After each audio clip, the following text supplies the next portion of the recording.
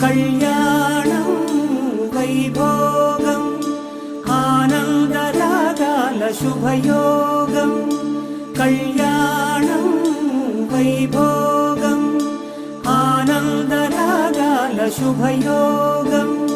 రఘువంశ రామయ్య సుగుణాల సీతమ్మ వరమాల కైవేచు సమయాన శివధనువు విరిచాకె వధువు మది గెలిచాకె మోగింది కళ్యాణ శుభవీణ. కళ్యాణం వైభోగం శ్రీరామచంద్రుని కళ్యాణం.